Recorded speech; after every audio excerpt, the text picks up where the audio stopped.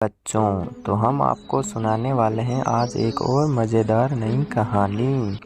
तो प्यारे बच्चों, ये कहानी है एक मणिपुर नामक गांव के रामू नाम के किसान की। चलो बच्चों, कहानी की शुरुआत करते हैं। तो कहानी में सबसे पहले हम देखते हैं रामू अपने घर से अपने खेत के लिए रवाना हो जाता है।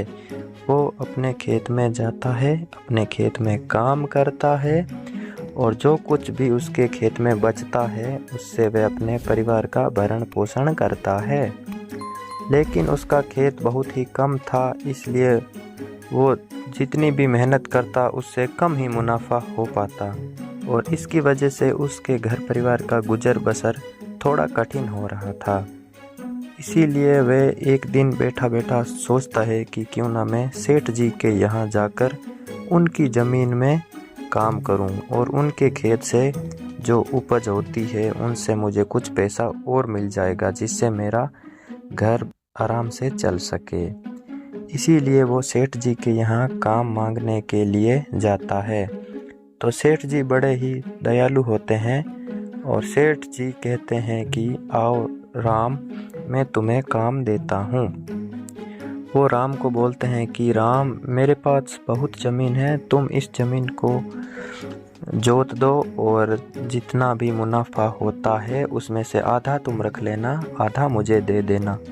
सेठ की इतनी बड़ी कृपा सुनकर राम बहुत खुश होता है और वह अपने घर चला जाता है और वापस आकर सेठ जी के खेत में काम करने लग जाता है। वह सेठ जी के खेत में काम कर रहा होता है। एक दिन जब वह बैलों की सहायता से खेत को जोत रहा होता है, तब उसका हल कहीं पर अटक जाता है ज़मीन में। फिर वो देखता है कि अरे, ये तो एक सोने का मटका है जिसके अंदर बहुत सारे हीरे और जवाहरात सिक्के भरे पड़े हैं। तो उसे देखकर वह बहुत खुश होता है और सोचता है क्यों ना मैं इन सिक्कों और गढ़ों को अपने घर ले जाऊं और अपनी सारी दुविधा दूर हो जाए। सोचता है नहीं, ये तो बेईमानी हो जाएगी, ये तो खेत मेरे सेठ जी का है, तो इस हिसाब से ये घड़ा भी मेरे सेठ जी का ही हुआ। तो इसी वजह से राम अपनी ईमानदारी दिखाते हुए उस घड़े को वहां से उठाकर अपने सेठ जी के यहाँ ले जाता है। सेठ जी उसे देखकर बहुत खुश, ये वाला मटका मेरी दादी माँ का है, तुमने ये काम मेरा 10 वर्षों का रुका काम कर दिया, मैं तुमसे बहुत खुश हूँ राम। मांगो, तुम मेरे से क्या इनाम मांगोगे, मैं तुम्हें हर एक इनाम देने को तैयार हूँ। तब राम बोलता है, नहीं सेठ जी, आपने मुझे आपके खेत पर काम दिया, मेरे लिए यही बहुत बड़ा इनाम है, मुझे और कोई इनाम नहीं चाहिए।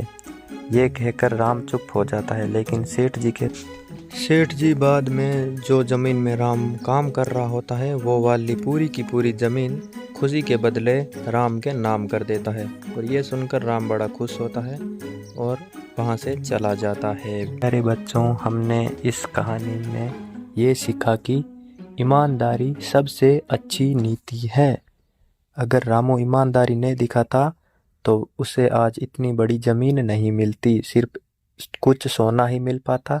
लेकिन उसने ईमानदारी दिखाई, इसके बदौलत उसे कितना बड़ा इनाम मिला, वो पूरी ज़मीन ही राम के नाम हो गई। इसीलिए प्यारे बच्चों, हमेशा ईमानदारी रखनी चाहिए।